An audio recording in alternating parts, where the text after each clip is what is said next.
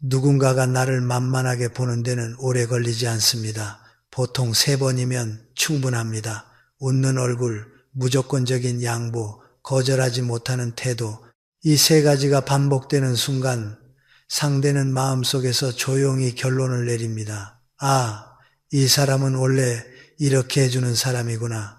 그때부터 여러분의 친절은 선물이 아니라 기본값이 되고, 기본값이 된 친절은 시간이 지나면 권리처럼 취급됩니다. 가장 억울한 건 이겁니다.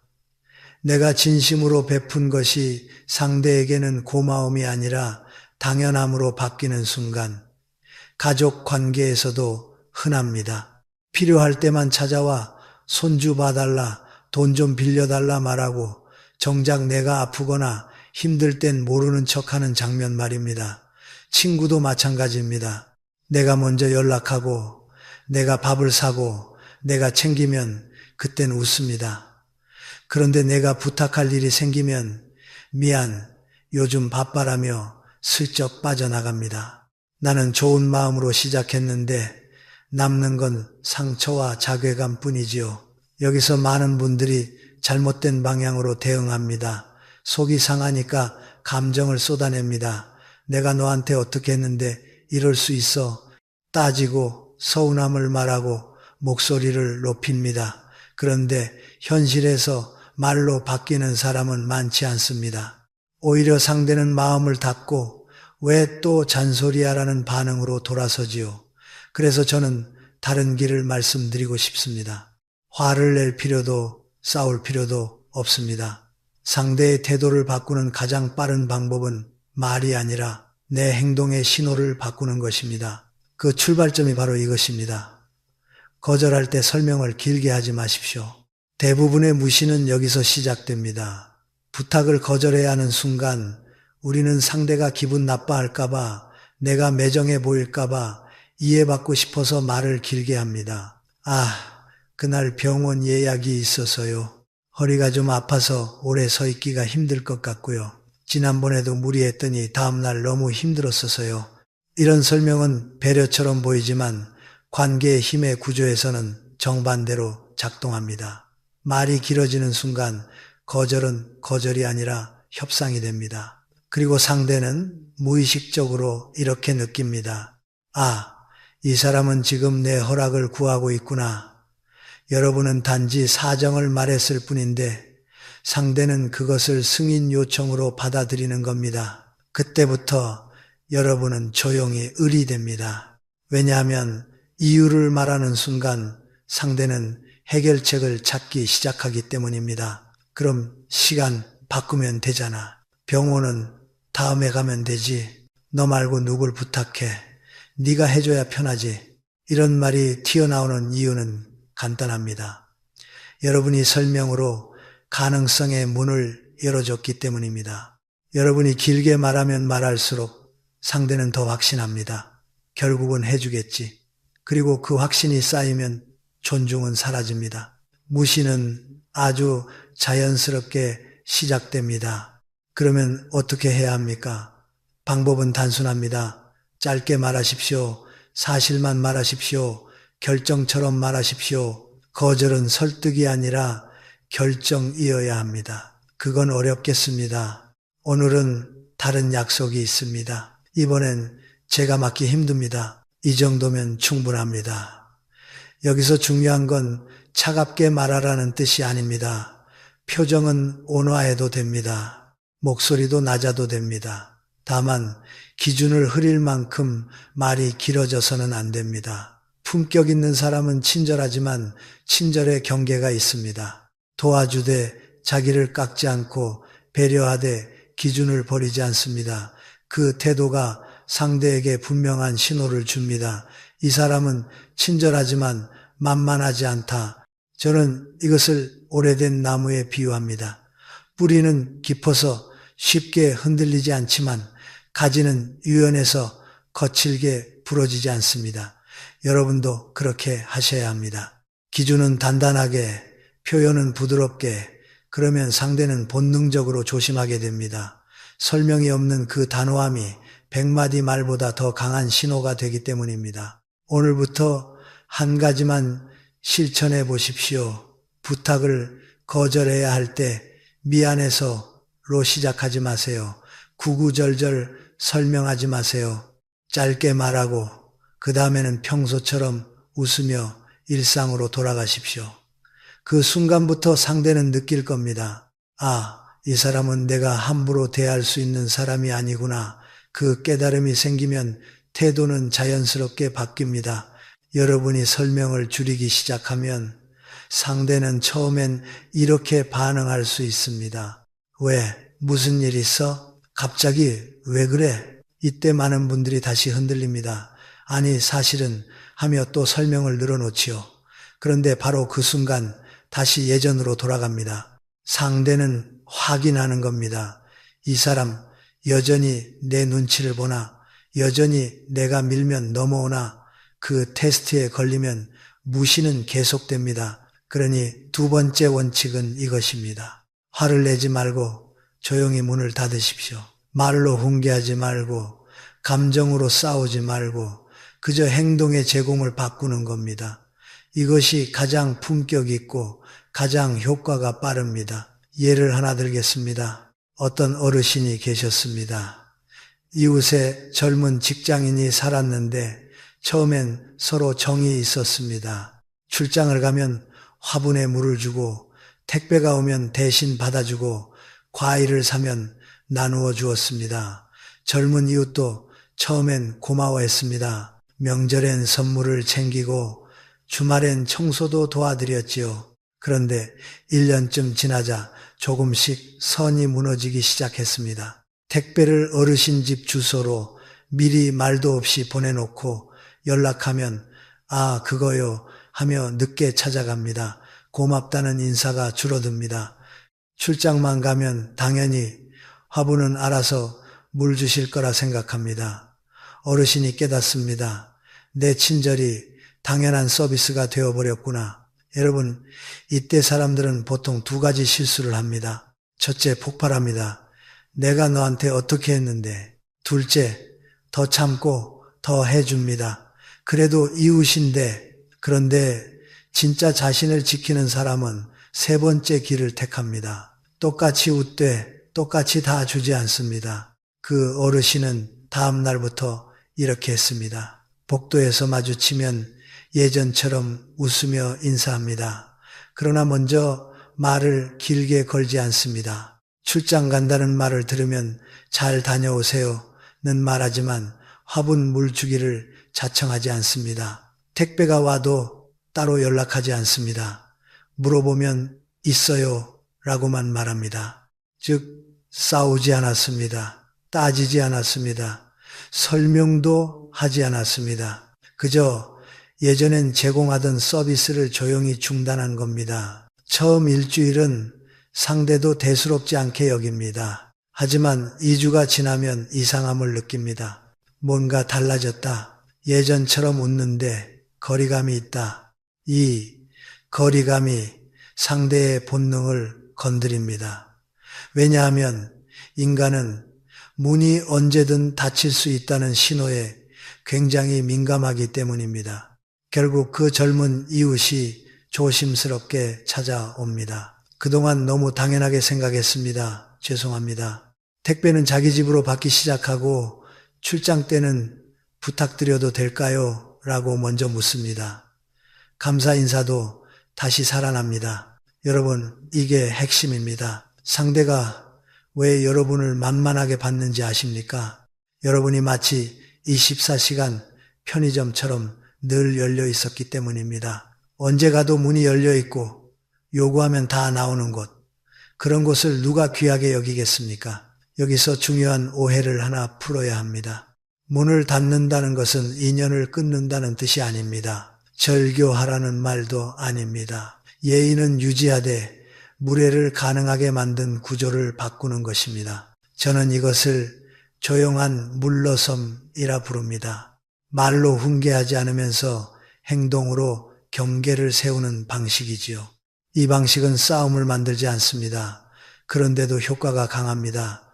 왜냐하면 상대가 반박할 명분이 없기 때문입니다. 여러분이 무례하게 한 게 아니니까요. 여러분은 여전히 웃었고 여전히 인사했고 여전히 예의는 지켰습니다. 다만 예전처럼 다 주지 않았을 뿐입니다. 여러분도 오늘부터 이렇게 해보십시오. 상대가 선을 넘었을 때 즉시 설교하지 마십시오. 감정적으로 따지지 마십시오. 대신 예전엔 당연히 해주던 한 가지를 조용히 중단하십시오. 그리고 아무 설명 없이 평소처럼 지내십시오. 그러면 상대는 스스로 느낍니다. 내가 선을 넘으면 저 문이 닫힐 수도 있겠구나. 이 불안이 생기는 순간 사람은 알아서 예의를 차리기 시작합니다. 다산 정약용 선생도 이런 뜻을 남겼습니다. 상대를 가르치려 들기보다 한 걸음 물러서서 내 시간과 정성을 거두는 것이 때로는 100마디 말보다 강하다고 말이지요. 무례한 사람에게 필요한 건 긴 설교가 아니라 경계의 체험입니다. 여러분, 오늘 한 문장만 기억하십시오. 가장 강력한 신호는 말이 아니라 행동의 변화입니다. 내일 누군가가 또 당연하다는 듯 부탁할 때 바로 대답하지 마세요. 예전처럼 즉시 움직이지 마세요. 예전처럼 먼저 챙기지 마세요. 웃으면서 조용히 문턱을 한 채만 올리십시오. 그 한 잎이 여러분을 만만한 사람에서 귀한 사람으로 바꿉니다. 여러분이 설명을 줄이고 조용히 문을 닫기를 시작하면 관계의 공기가 달라집니다. 그런데 여기서 또 한 가지가 필요합니다. 많은 분들이 이 두 가지는 잘해놓고 세 번째에서 무너집니다. 왜냐하면 사람은 마음이 흔들릴 때 태도가 흔들리기 때문입니다. 그래서 상대는 다시 확신합니다.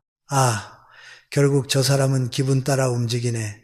그 순간 존중은 다시 빠르게 무너집니다. 그래서 세 번째 원칙은 단 하나입니다. 품격은 일관성에서 나온다. 여러분 주변에도 이런 분 계시지요?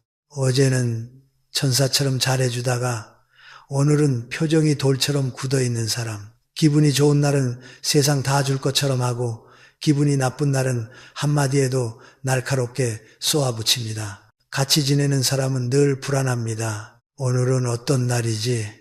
오늘은 또 어느 장단에 맞춰야 하지? 이 불안이 쌓이면 상대는 그 사람을 존경하는 게 아니라 피곤해합니다.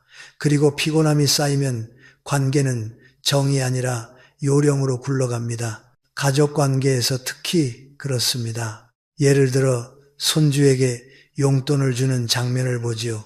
어떤 분은 기분이 좋으면 갑자기 5만 원, 10만 원을 턱턱 줍니다. 장난감도 다 사주고 뭐든 허락합니다. 그런데 몸이 아프거나 며느리에게 서운한 일이 생긴 날엔 손주가 조금만 떠들어도 화를 냅니다. 시끄러워 저리가. 용돈 달라고 하면 맨날 돈 얘기만 하냐. 손주는 혼란스러워집니다. 지난주엔 다 해준다더니 왜 이번엔 화를 내는지 이해가 안 됩니다. 이런 일이 반복되면 손주는 마음속으로 결론을 내립니다. 할머니는 기분 좋을 때만 가야 해. 그러면 애정은 줄고 계산이 생깁니다. 용돈 받을 때만 웃는 관계가 되는 겁니다. 여러분이 원했던 따뜻한 관계가 아니라 눈치 보는 관계로 바뀌는 것이지요. 반대로 어떤 어른은 다릅니다. 기분이 좋든 나쁘든 늘 같은 태도입니다. 용돈은 정해진 날에만 줍니다. 기분이 좋다고 더 주지 않고 기분이 나쁘다고 안 주지도 않습니다. 몸이 힘든 날엔 이렇게 말합니다. 할미가 오늘은 좀 쉬어야겠구나. 다음 주에 놀러 오렴. 화내지 않습니다. 다만 자기 상태를 담담하게 전합니다. 그러면 손주는 그 어른을 어려워하면서도 믿습니다. 우리 할머니는 늘 그 자리에 있는 사람이다. 이 믿음이 존중을 만듭니다. 심리학에서 인간관계 스트레스의 핵심 요인을 조사하면 놀라운 결과가 나옵니다. 사람들은 흔히 비판이나 무능력 때문에 스트레스를 받는다고 생각하지만 실제로 관계에서 가장 큰 스트레스는 예측 불가능성입니다. 상대가 언제 웃을지, 언제 화낼지 모를 때 뇌는 끊임없이 경계를 세우고 스트레스 호르몬이 올라갑니다. 여러분, 불안은 존경이 아닙니다. 불안은 경계입니다. 상대가 여러분을 조심하는 이유가 품격이 아니라 폭발할까봐라면 그건 건강한 존중이 아닙니다. 그래서 일관성이 중요합니다. 일관성은 곧 기준입니다. 그리고 기준은 감정의 파도 위에 떠 있으면 안 됩니다.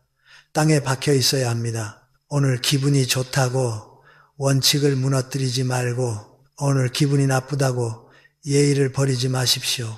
정약용 선생은 흔들리지 않는 마음을 부동심이라 했습니다. 기쁜 일이 있어도 가볍게 흥분하지 않고 슬픈 일이 있어도 과하게 무너지지 않는 것.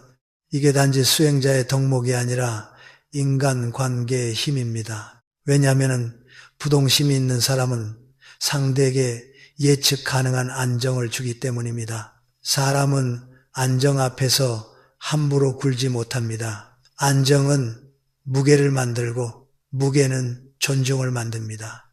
여기서 여러분이 당장 실천할 수 있는 방법이 있습니다. 내 기분이 태도가 되지 않게 만드는 작은 규칙을 정하는 것입니다. 예를 들어 이런 규칙입니다. 부탁을 받으면 즉시 답하지 않는다. 최소 10초는 멈춘다. 도와줄 수 있는 범위를 미리 정해둔다. 시간, 돈, 노동의 한도, 내가 피곤한 날에도 기본 예의는 유지한다. 표정, 말투, 약속, 기분이 좋은 날에도 과하게 퍼주지 않는다. 즉흥적 선물, 즉흥적 약속 금직.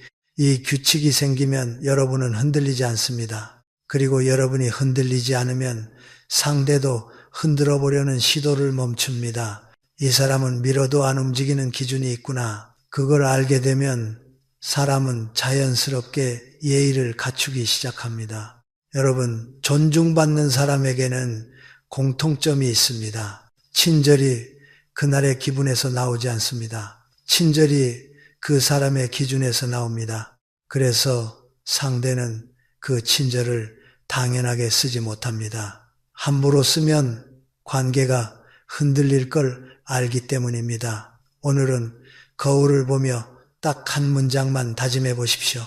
내 기분이 태도가 되지 말자. 기분이 좋을 때도 한 템포 낮추고 화가 날 때도 한 템포 멈추십시오. 그 멈춤이 여러분의 품격을 지키고 그 품격이 여러분을 만만하지 않은 사람으로 세웁니다. 여러분, 이제부터가 더 현실적인 이야기입니다. 설명을 줄이고 조용히 문을 닫고 일관성을 지켜도 어떤 사람은 계속 선을 넘습니다. 왜냐하면 그 사람은 여러분의 착함을 사랑해서가 아니라 여러분의 비어있음을 이용하기 때문입니다. 그래서 네 번째 원칙은 분명합니다. 언제든 부를 수 있는 사람이 되지 마십시오. 많은 분들이 착각합니다. 내가 언제든 도와주면 그 사람은 나를 더 소중히 여기겠지. 하지만 인간관계는 종종 반대로 움직입니다.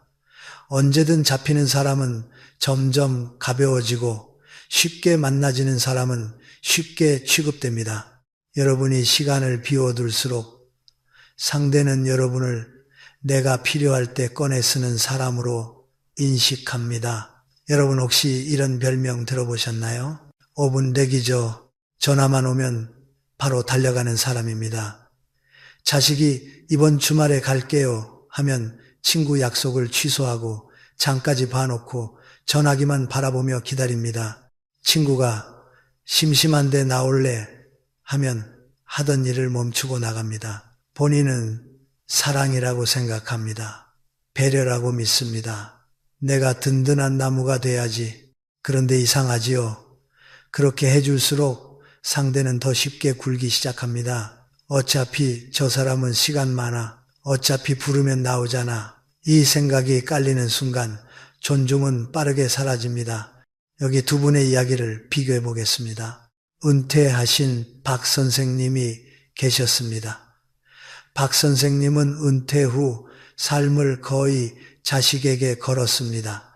주말은 늘 비워두고 자식 연락만 기다렸습니다. 아들이 이번 주는 바빠서 못 가요 하면 그래 다음엔 꼭 와라라고 말하지만 속은 무너집니다. 주말 내내 TV를 보며 무기력해집니다. 그러다 보니 아들은 아버지를 이렇게 보게 됩니다. 우리가 안 가면 외로운 분, 돌봐드려야 하는 대상. 그래서 갈 때마다 마음이 기쁨이 아니라 의무로 눌립니다. 그 의무가 쌓이면 짜증이 되고 짜증이 쌓이면 관계는 더 차가워집니다. 아버지는 더 눈치를 보고 아들은 더 멀어집니다. 악순환이지요. 반면 최 선생님은 달랐습니다. 아들이 이번 주말에 갈까요? 물으면 이렇게 답합니다. 이번 주는 내가 바쁜데 등산 모임도 있고 센터도 가야 해서 시간이 안 맞네. 다음 주에 보자. 여러분, 최 선생님이 정말 바쁘셨을 수도 있고 별일 없었을 수도 있습니다. 중요한 건 사실이 아니라 신호입니다. 최 선생님은 자식을 기다리는 대신 자신의 삶을 채웠습니다. 그 순간 아들의 태도가 달라졌습니다. 아버지는 참 멋있게 사시네. 미리 약속 잡고 가야겠다. 아들은 아버지를 짐이 아니라 어른으로 대하기 시작합니다. 여러분의 시간이 귀해지니 자식도 여러분 시간을 함부로 쓰지 못하는 겁니다. 여러분, 이 차이는 큽니다. 무시당하지 않는 힘은 함께 있는 시간에서만 나오지 않습니다. 오히려 혼자서도 바쁜 시간, 혼자서도 채워진 삶에서 나옵니다. 사람은 비어있는 것을 가볍게 보고 채워진 것을 무겁게 봅니다. 정약용 선생의 유배 생활을 생각해 보십시오. 보통 사람이라면 외로움에 매달렸을 겁니다. 한양의 지인들에게 편지를 보내 나 좀 살려달라 빌고 관심을 구했을지 모릅니다. 그러나 선생은 달랐습니다. 고독을 구걸의 시간이 아니라 완성의 시간으로 바꿨습니다. 혼자서 학문을 갈고 닦았고 수많은 글을 남겼습니다. 그 고독의 밀도가 선생의 무게가 되었습니다. 무게가 있는 사람은 함부로 대하기 어렵습니다. 여러분도 오늘부터 똑같이 하실 수 있습니다. 방법은 거창하지 않습니다. 내 시간을 대기 시간이 아니라 예정된 일정으로 바꾸는 것입니다. 실천 방법을 드리겠습니다. 달력에 먼저 내 일정부터 넣으십시오. 운동, 모임, 독서, 산책, 센터, 취미, 가족이 시간 되세요? 물으면 1초 만에 응, 돼 하지 마십시오. 잠깐 멈추고 일정을 확인하는 척 하십시오.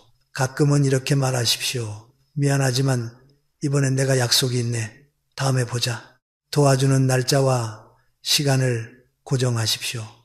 즉흥적으로 끌려가지 마십시오. 여러분, 이건 냉정함이 아닙니다. 가족을 사랑하지 말라는 게 아닙니다. 오히려 더 오래 사랑하기 위한 구조입니다. 내 삶이 비어 있으면 상대는 내 사랑을 값싸겠습니다. 내 삶이 차 있으면 상대는 내 사랑을 조심스럽게 받습니다. 기억하십시오. 사람은 내가 그들을 필요로 하지 않을 때 오히려 나를 더 귀하게 여길 때가 많습니다. 왜냐하면 그때 비로소 상대는 깨닫기 때문입니다. 이 사람은 나 없이도 잘 사는 사람이다. 그래서 더 함부로 대하면 안 된다. 오늘부터 여러분의 하루를 기다림으로 채우지 마십시오. 내가 먼저 비워놓는 시간을 줄이십시오. 그 대신 내가 먼저 채운 시간을 늘리십시오. 여러분의 시간이 무거워지는 순간 사람들은 여러분을 가볍게 부르지 못합니다. 여러분, 네 번째 원칙까지 지키면 확실히 달라집니다. 설명하지 않고 조용히 물러서고 일관성을 지키고 내 시간을 함부로 비워두지 않으면 대부분의 관계는 바로 잡힙니다. 그런데도 마지막으로 한 가지가 남습니다. 이 한 가지를 못 고치면 아무리 앞에 네 가지를 해도 다시 만만함으로 돌아가기가 쉽습니다. 그것은 바로 먼저 나서는 습관입니다. 먼저 나서는 순간 관계에서 아래로 내려갈 가능성이 커집니다. 이 말이 조금 차갑게 들릴 수 있습니다. 하지만 인간관계의 현실은 때때로 차갑습니다. 내가 먼저 나서서 해주는 친절은 처음엔 칭찬을 받지만 시간이 지나면 의무로 바뀌기 쉽습니다. 그리고 의무가 되는 순간 감사는 사라집니다. 심지어 불평이 생깁니다. 여기 부산에 사시는 67세 김명자 권사님의 이야기가 있습니다. 김 권사님은 참 부지런한 분이셨습니다. 교회에서 누가 시키지 않아도 예배가 끝나면 의자를 정리했고 식사가 끝나면 제일 먼저 고무장갑을 끼고 설거지를 하셨습니다. 처음 1년은 다들 말했습니다. 권사님 덕분에 저희가 편해요. 정말 천사세요. 그런데 2년이 지나자 분위기가 달라졌습니다. 사람들은 움직이지 않았습니다. 권사님이 하시겠지. 그 생각이 교회의 공기처럼 퍼져버린 겁니다. 그러던 어느 날 김 권사님이 몸살이 심하게 나서 예배를 빠진 적이 있었습니다. 권사님은 속으로 기대했습니다. 사람들이 걱정해 주겠지. 그런데 다음 주 교회에 갔더니 한 집사님이 이렇게 말하더랍니다. 아니 권사님, 지난주에 왜 안 나오셨어요? 권사님이 없어서 우리가 설거지했잖아요. 여러분, 이 말이 얼마나 잔인합니까? 권사님이 아팠다는 사실에는 관심이 없습니다. 그 사람이 한 일을 당연한 서비스로 여기고 있었던 겁니다. 이때 권사님이 깨달았습니다. 내가 먼저 나서서 했던 모든 일이 감사의 대상이 아니라 의무가 되어버렸다는 것을요. 심리학에서는 이런 현상을 단순히 상대가 나쁘다로만 보지 않습니다. 인간의 뇌는 요청하지 않았는데 공짜로 주어지는 것을 시간이 지나면 가치가 낮게 평가하는 경향이 있습니다. 즉, 내가 먼저 해줄게라고 내밀수록 상대는 점점 그 도움을 공기처럼 여기게 됩니다. 조직 심리학 연구에서도 비슷한 결과가 나옵니다. 똑같이 도와줘도 평가가 갈립니다. 상대가 도와주세요 라고 요청했을 때 도와주면 사람들은 이렇게 생각합니다. 귀한 시간을 내줬다. 고맙다.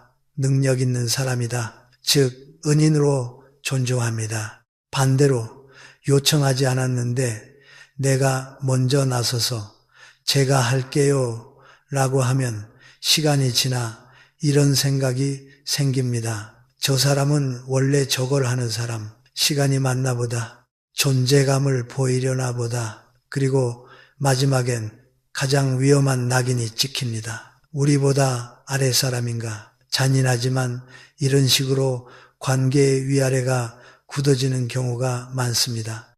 여러분, 여기서 핵심은 도와주지 말라가 아닙니다. 도와주는 방식의 순서를 바꾸라는 겁니다. 정약용 선생의 일화도 비슷한 메시지를 줍니다. 유배지 초기 선생은 마을 사람들을 위해 발벗고 나섰습니다. 농사법도 알려주고 병도 봐주고 모르는 게 있으면 먼저 가르쳤습니다. 처음엔 사람들이 고마워했습니다. 그런데 시간이 지나자 어떤 이들은 인사도 없이 찾아와 선생님 이거 좀 해주세요 라고 당연하게 요구하기 시작했습니다. 마치 맡겨놓은 것을 내놓으라는 듯 말이지요. 그때 선생은 깨달았다고 합니다. 내가 먼저 준 것이 화근이구나. 그 뒤로 선생은 태도를 바꿨습니다. 문제가 보이더라도 먼저 나서지 않았습니다. 그 사람이 직접 찾아와 가르쳐 주십시오라고 요청할 때 그때 비로소 한마디를 보댑습니다. 그러자 사람들은 그 한마디를 천금처럼 여겼고 선생을 더 존경했습니다. 여러분, 이 원칙을 한 문장으로 정리하면 이렇습니다. 먼저 나서서 도우면 하인이 되고 부탁받고 도우면 은인이 됩니다. 여기서 많은 분들이 두려워합니다. 요청을 기다리면 나는 이기적인 사람이 되는 것 아닙니까? 그렇지 않습니다. 오히려 그게 성숙한 어른입니다. 성숙한 어른은 내가 다 해줘야 관계가 유지된다는 착각에서 벗어납니다. 관계를 유지하기 위해 내가 먼저 무너지는 순간 그 관계는 결국 썩습니다. 건강한 관계는 상대도 책임을 지게 만듭니다. 상대의 입에서 부탁이라는 말이 나오게 만들어야 상대는 고마움이라는 감정을 배웁니다. 오늘부터 이렇게 해보십시오. 부탁받기 전에는 먼저 나서지 않기. 상대가 요청했을 때만 가능한 범위에서 도와주기. 도와줬다면 당연해지기 전에 횟수와 범위를 정해두기. 이번엔 도와드릴게요. 다음부터는 미리 말씀 주세요. 내가 먼저 나서고 싶은 충동이 올라오면 한 박자 멈추기. 지금 내가 친절이 아니라 불안을 달래려고 나서는 건 아닌가? 여러분, 친절이 불안에서 나오면 반드시 값싸게 소비됩니다. 친절이 기준에서 나오면 반드시 존중받습니다. 그래서 우리는 착한 사람으로 남기보다 귀한 사람으로 서야 합니다. 귀한 사람은 도움을 아끼는 사람이 아니라 도움을 헐값에 넘기지 않는 사람입니다. 오늘 이 5번째 원칙만 지켜도 관계의 공기가 바뀝니다. 상대는 더 이상 여러분을 24시간 편의점처럼 쓰지 못합니다. 왜냐하면 문은 열려 있지만 아무 때나 열려 있지 않기 때문입니다. 그 차이가 여러분의 품격을 만들고 그 품격이 여러분을 무시해서 구해냅니다. 여러분, 이제 중요한 질문을 하나 해야 합니다. 그럼 나는 앞으로 어떻게 살아야 무시당하지 않나?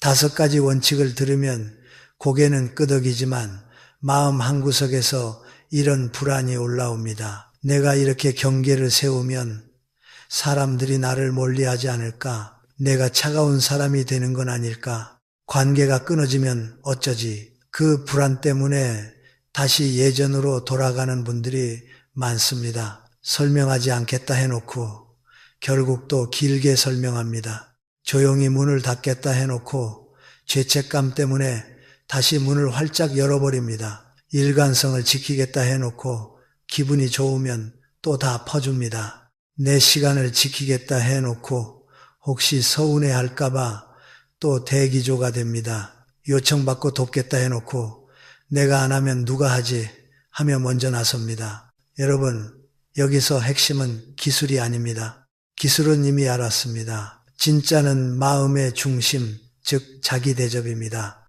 정약용 선생이 남긴 말 가운데 이런 뜻이 있습니다. 스스로를 귀하게 여기는 마음이 없으면 남도 나를 귀하게 여기지 않는다. 이 말은 아주 현실적입니다. 남이 나를 귀하게 여기게 만들려면 먼저 내가 나를 귀하게 대접해야 합니다. 그 대접은 화려한 옷이나 큰 소리가 아닙니다. 바로 내 친절의 값을 내가 정하는 것입니다. 여러분의 친절에는 값이 있어야 합니다. 값이 없으면 공짜가 됩니다. 공짜가 되면 당연해집니다. 당연해지면 무시가 됩니다. 이 흐름은 너무나 자연스럽습니다. 그러니 우리는 친절을 끊는 게 아니라 친절의 값을 회복해야 합니다. 그럼 친절의 값은 어디서 생기느냐? 바로 문턱에서 생깁니다. 집을 생각해 보십시오. 대문을 활짝 열어놓고 아무나 들어오게 하면 그 집은 곧 어지러워집니다. 신발도 그대로 들어오고 먼지도 들어오고 소음도 들어옵니다. 주인이 편해지려고 문턱을 낮춘 건데 결과는 주인이 더 힘들어지는 집이 됩니다. 인생도 똑같습니다. 내 마음의 집, 내 시간의 집, 내 에너지의 집에 아무나 허락 없이 들어오게 하면 결국 내가 망가집니다. 그래서 오늘은 여러분께 아주 구체적인 문턱을 하나 만들어 드리겠습니다. 이건 말이 아니라 생활 규칙입니다. 3단계 문턱이라고 해봅시다. 1단계 문턱, 즉답, 금지. 누가 시간 되세요? 누가 잠깐만 도와줘요? 누가 오늘 가능해요? 이때 1초 만에 응, 돼 라고 말하지 마십시오. 그 즉답이 여러분을 가벼운 사람으로 만듭니다. 대신 이렇게 하십시오. 일정 좀 보고 말씀드릴게요. 생각해보고 답 드릴게요. 여러분, 이 한 문장이 무게를 만듭니다. 상대는 느낍니다. 아, 이 사람은 자기 삶이 있구나. 그리고 그 순간부터 함부로 대하기 어렵습니다. 2단계 문턱, 범위 고정. 도움에는 반드시 범위가 있어야 합니다. 시간의 범위, 돈의 범위, 노동의 범위. 예를 들어 이렇게 정하십시오. 손주 봐주는 날, 주 1회 3시간. 돈 빌려주는 원칙. 가족이라도 한 번은 가능하지만 반복은 불가. 부탁을 들어주는 방식. 당일 요청은 거절. 최소 하루 전 요청만 가능. 여러분이 이런 기준을 세우면 상대는 여러분을 감정으로 움직일 수 없습니다. 기준은 감정의 공격을 막는 방패입니다. 3단계 문턱, 조용한 중단. 상대가 선을 넘었을 때 여러분은 설명하거나 설교하지 말아야 합니다. 그 대신 예전엔 당연히 해주던 것 중 한 가지를 조용히 중단하십시오. 예전엔 먼저 연락했다면 이제는 먼저 하지 않습니다. 예전엔 알아서 챙겼다면 이제는 요청이 있을 때만 합니다. 예전엔 기다려줬다면 이제는 기다리지 않습니다. 웃음은 유지하십시오. 예의도 유지하십시오. 다만 서비스는 중단하십시오. 그 조용한 변화가 가장 강합니다. 왜냐하면 상대가 변명할 길이 없기 때문입니다. 여러분, 이 3단계 문턱이 생기면 삶이 달라집니다. 그런데 여기서 또 하나 중요한 것이 있습니다. 문턱을 세웠는데도 마음이 흔들리는 이유는 죄책감입니다. 내가 너무한가? 내가 이기적인가? 내가 차가운가? 여러분, 죄책감은 대개 두 종류에서 옵니다. 내가 착해야만 사랑받는다는 오래된 믿음, 상대의 감정을 내가 책임져야 한다는 착각. 하지만 성숙한 어른은 이렇게 생각합니다. 상대의 감정은 상대의 몫이다. 내가 예의를 지켰다면, 내 기준을 세웠다면 상대가 서운해하는 것은 그 사람의 성숙도 문제일 수 있습니다. 그 서운함까지 내가 떠안는 순간 여러분은 다시 을로 내려갑니다. 다사는 관계를 유지하기 위해 기준을 버리지 말라 했습니다. 기준을 버린 관계는 오래가지 못한다고 했습니다. 이 말은 냉정하라는 뜻이 아니라 지속 가능한 관계를 만들라는 뜻입니다.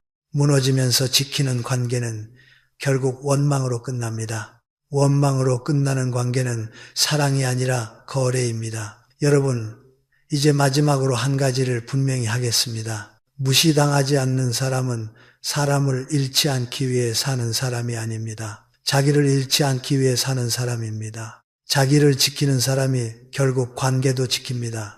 왜냐하면 사람들은 본능적으로 자기 자신을 함부로 하지 않는 사람을 함부로 하지 못하기 때문입니다. 오늘부터 이렇게 다짐하십시오.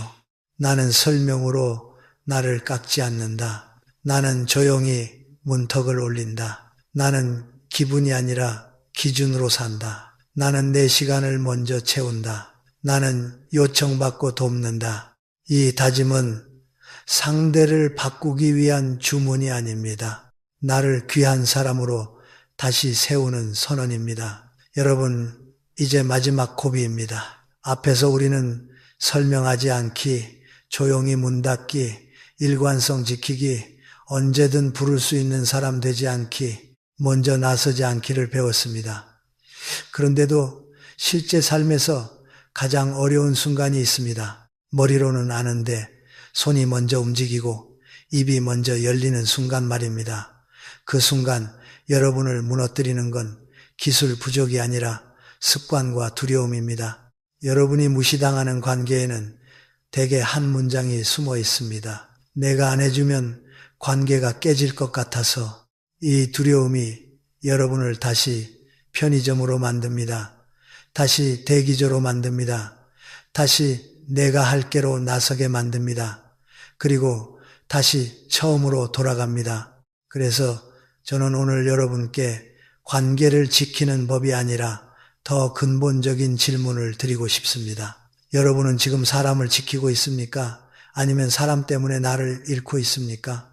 이 질문을 정면으로 보지 않으면 우리는 계속 착한 척하며 무너집니다. 그러다 어느 날 한꺼번에 폭발합니다. 이제 더는 못해 하고 관계를 끊어버립니다. 여러분이 원했던 건 그게 아닙니다. 여러분은 싸우고 싶지 않습니다. 단지 무시당하지 않고 품격 있게 살고 싶을 뿐입니다. 그러려면 마지막으로 하나를 바꿔야 합니다. 바로 내 안의 역할입니다. 많은 분들이 평생 이런 역할로 살아왔습니다. 집에서는 참는 사람, 가족 사이에서는 맞춰주는 사람, 모임에서는 먼저 나서는 사람, 관계에서는 미안해하는 사람. 이 역할은 겉으로는 착해 보이지만 속에서는 여러분을 갉아먹습니다. 왜냐하면 그 역할은 기준이 아니라 인정 욕구로 움직이기 때문입니다. 나는 좋은 사람이어야 한다. 나는 싫은 소리 하면 안 된다. 나는 섭섭하게 하면 안 된다. 이렇게 살면 여러분의 친절은 사랑이 아니라 불안의 거래가 됩니다. 내가 이렇게 해주면 나를 떠나지 않겠지라는 거래 말입니다. 여러분, 여기서 인생의 역설이 하나 있습니다. 사람은 내가 나를 지키지 않을 때 나를 더 함부로 합니다. 그리고 내가 나를 지키기 시작할 때 비로소 나를 존중합니다. 이건 감정이 아니라 구조입니다. 인간관계의 권력 구조는 늘 기준이 있는 쪽으로 기웁니다. 그렇다면 우리는 어떤 역할로 바뀌어야 합니까? 답은 간단합니다. 대기하는 사람에서 선택하는 사람으로. 대기하는 사람은 늘 이렇게 말합니다. 시간 돼. 괜찮아. 내가 할게. 미안해. 선택하는 사람은 이렇게 말합니다. 확인해보고 알려줄게요. 이번엔 어렵습니다. 이 범위까지는 가능합니다. 다음엔 미리 부탁해 주세요. 여러분이 바꿔야 하는 건 성격이 아닙니다. 문장입니다. 문장이 바뀌면 태도가 바뀌고 태도가 바뀌면 관계의 구조가 바뀝니다. 제가 아주 실전적인 문장 세트를 드리겠습니다. 이건 싸우는 말이 아닙니다. 품격 있는 말입니다. 그러나 분명한 말입니다. 부탁을 받았을 때 지금은 바로 답하기 어렵습니다. 일정 확인하고 말씀드릴게요. 가능하면 도와드리겠습니다만 제가 할 수 있는 범위가 있어요. 반복되는 요구를 끊을 때 이번이 마지막입니다. 다음부터는 어렵습니다. 이건 제가 해드릴 일이 아닙니다. 다른 방법을 찾아보셔야 합니다. 선을 넘는 말이 나왔을 때 그 말씀은 듣기 어렵습니다. 그 부분은 여기서 멈추겠습니다. 여러분, 이 문장들은 차갑지 않습니다. 오히려 어른스럽습니다. 중요한 건 설명을 붙이지 않는 것입니다. 설명을 붙이는 순간 다시 협상이 됩니다. 다시 흔들립니다. 다시 무시가 시작됩니다. 그 다음 단계는 행동입니다. 여러분이 말로 경계를 세운 뒤에도 상대가 계속 밀어붙이면 그때는 설명이 아니라 조용한 중단이 필요합니다. 예전처럼 연락을 먼저 하지 않습니다. 예전처럼 도와주지 않습니다. 예전처럼 시간을 비워두지 않습니다. 그리고 아무것도 말하지 않습니다. 여기서 많은 분들이 참지 못합니다. 왜 내가 이러는지 말해야지 라고 생각하죠. 하지만 기억하십시오. 가장 강력한 경계는 말이 아니라 반복되는 행동입니다. 그런데 여러분, 이런 변화에는 반드시 반동이 옵니다. 상대는 처음엔 서운해합니다. 어떤 사람은 비난합니다. 변했네. 예전엔 안 그랬잖아. 너 요즘 왜 그래? 이때 여러분은 흔들리지 않아야 합니다. 왜냐하면 그 말은 사실 이런 뜻이기 때문입니다. 예전처럼 다시 해줘. 예전처럼 내가 편하게 쓰게 해줘. 그 요구에 다시 응하면 여러분의 변화는 끝납니다. 이때 여러분이 붙잡아야 할 기준은 딱 하나입니다. 나는 상대를 벌주려는 게 아니라 나를 지키려는 것이다. 이 마음이 흔들리지 않으면 죄책감도 줄어듭니다. 사람을 미워하지 않아도 됩니다. 사람을 끊어낼 필요도 없습니다. 다만 관계의 규칙을 바꾸는 겁니다. 여러분이 규칙을 바꾸면 관계는 세 갈래로 나뉩니다. 첫째, 진짜 좋은 사람은 더 좋아집니다. 여러분의 경계를 존중하고 더 예의를 갖추고 더 고마워합니다. 이런 관계는 오히려 깊어집니다. 둘째, 애매한 사람은 처음엔 불편해하다가 적응합니다. 왜냐하면 사람은 익숙해지기 마련이니까요. 여러분이 흔들리지 않으면 그들도 새로운 규칙에 맞춥니다. 셋째, 나쁜 사람은 떠납니다. 여러분을 이용하던 사람은 더 이상 얻을 게 없으니 떠납니다. 여러분, 이게 손해입니까? 아닙니다. 오히려 인생에서 가장 큰 누수가 막히는 순간입니다. 그 사람이 떠나면서 여러분의 시간과 에너지가 돌아옵니다. 그 에너지로 여러분은 더 건강한 관계를 만들 수 있습니다. 정약용 선생은 유배지에서 혼자 있는 시간을 나를 완성하는 시간으로 바꿨습니다. 그 고독 속에서 기준을 세우고 마음의 중심을 단단히 잡았지요. 여러분도 마찬가지입니다. 혼자 있는 시간이 두려운 이유는 그동안 관계로만 나를 채웠기 때문입니다. 그런데 이제는 바꾸셔야 합니다. 관계가 나를 채우는 것이 아니라 내가 나를 채운 뒤 관계를 선택하는 삶으로 여러분 오늘 마지막으로 이렇게 연습해 보십시오. 누가 무리한 부탁을 하면 마음속에서 먼저 이렇게 말합니다. 내가 지금 지키는 건 상대의 기분이 아니라 내 인생의 문턱이다. 그리고 입으로는 짧게 말하십시오. 그건 어렵겠습니다. 다음에 미리 말씀해 주세요. 여기까지만 하겠습니다. 그 문장 하나가 여러분의 품격을 지킵니다. 그 품격이 여러분을 귀한 사람으로 세웁니다. 그리고 그때부터 사람들은 알아서 태도를 고칩니다. 왜냐하면 여러분이 더 이상 대기하는 사람이 아니라 선택하는 사람이 되었기 때문입니다. 여러분, 결국 인간관계에서 마지막에 남는 질문은 이것입니다. 나는 어떤 사람으로 살 것인가? 착한 사람으로 살 것인가? 귀한 사람으로 살 것인가? 많은 분들이 착하게 살다 지칩니다. 그리고 지친 뒤에야 깨닫습니다. 착함이 사람을 모아주긴 했지만 그 착함이 나를 지켜주진 않았다는 것을요. 그래서 이제는 방향을 바꿔야 합니다. 착함을 버리라는 말이 아닙니다. 착함의 형태를 바꾸라는 말입니다. 친절을 유지하되 헐값에 넘기지 않는 친절, 배려를 하되 내 자존심을 깎아먹지 않는 배려, 그게 어른의 품격입니다. 우리가 앞에서 이야기한 5가지 원칙을 다시 떠올려 보십시오. 설명하지 않는다, 조용히 문을 닫는다, 일관성을 지킨다, 언제든 부를 수 있는 사람이 되지 않는다, 먼저 나서지 않는다. 이 5가지는 기술처럼 보이지만 사실은 한 문장으로 정리됩니다. 나는 내 삶의 주인이다. 주인은 손님을 환대합니다. 그러나 집을 내주지는 않습니다. 주인은 문을 열어줍니다. 그러나 아무 때나 열어주지는 않습니다. 주인은 온화합니다. 그러나 우습게 보이지 않습니다.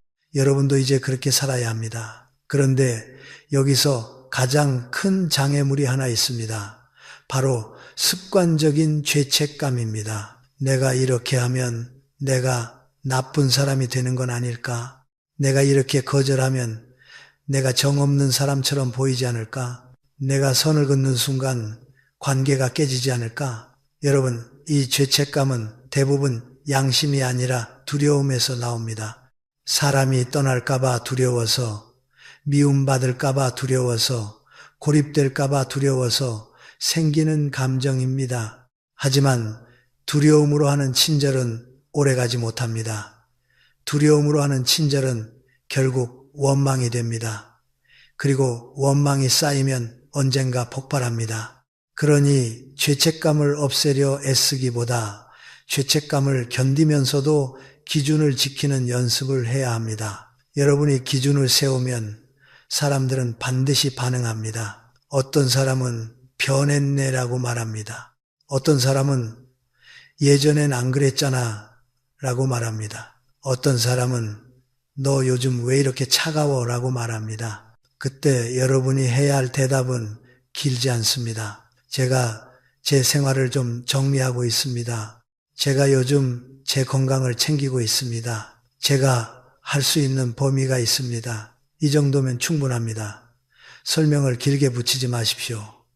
길게 설명하는 순간 다시 협상이 되고 다시 무시가 시작됩니다. 그리고 여기서 한 가지를 명확히 하셔야 합니다. 여러분이 경계를 세우는 목적은 상대를 벌주기 위함이 아닙니다. 나를 귀하게 세우기 위함입니다. 여러분이 스스로를 귀하게 대접하면 세상도 비로소 예의를 갖춥니다. 이제 여러분께 마지막 실천 공식을 드리겠습니다. 저는 이것을 품격의 24시간 규칙이라 부르고 싶습니다. 내일부터 바로 적용할 수 있습니다. 첫째, 즉답하지 않기. 누가 부탁하면 지금 바로는 답하기 어렵습니다 라고 말하십시오. 내가 즉답을 멈추는 순간 상대는 여러분을 쉽게 꺼내 쓰는 사람으로 보지 못합니다. 둘째, 하루에 한 번은 반드시 나를 위해 약속 만들기. 짧아도 좋습니다. 산책, 책 한 장, 운동 20분, 센터 방문, 모임 참석, 여러분의 일정표에 나가 먼저 들어가야 합니다. 내 삶이 차야 남이 내 삶을 함부로 비우지 못합니다. 셋째, 선을 넘는 행동을 만났을 때 조용히 하나를 중단하기. 말로 훈계하지 말고 감정으로 싸우지 말고 서비스 하나를 거두십시오. 그 행동의 변화가 가장 강력한 경계입니다. 넷째, 거절은 짧게, 친절은 유지하기. 그건 어렵겠습니다. 이번엔 힘듭니다. 다음엔 미리 부탁해 주세요. 짧게 말하고 표정은 온화하게. 이 조합이 바로 품격입니다. 다섯째, 도움은 요청받고 하기. 먼저 나서지 마십시오. 요청이 왔을 때만 가능한 범위에서. 그래야 친절이 공기가 아니라 선물이 됩니다. 여러분, 이 5가지를 24시간만 실천해도 사람들은 반응합니다. 처음엔 상대가 어색해할 수 있습니다. 하지만 시간이 지나면 새로운 규칙이 만들어집니다. 그 사람은 친절하지만 기준이 있다. 이 문장이 주변 사람들의 머릿속에 새겨지면 여러분은 더 이상 만만한 사람이 아닙니다.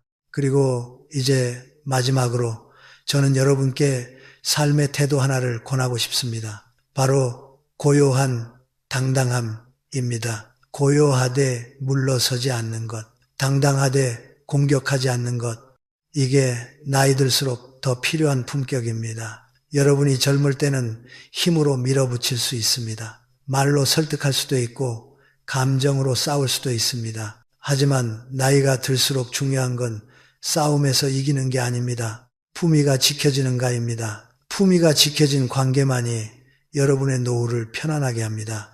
그러니 오늘부터 이렇게 정리하십시오.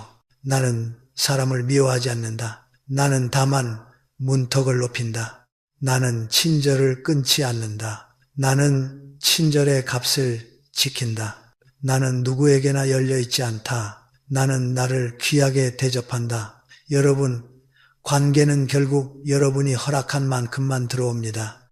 내가 내 마음의 집을 활짝 열어두면 누구든 신발 신고 들어옵니다. 내가 문턱을 세우면 사람들은 옷깃을 여미고 들어옵니다. 그 차이가 여러분의 인생을 바꿉니다. 부디 기억하십시오. 여러분은 누구에게나 헐값이 될 사람이 아닙니다. 여러분은 귀한 사람입니다. 그리고 귀한 사람은 스스로를 먼저 귀하게 대접하는 사람입니다.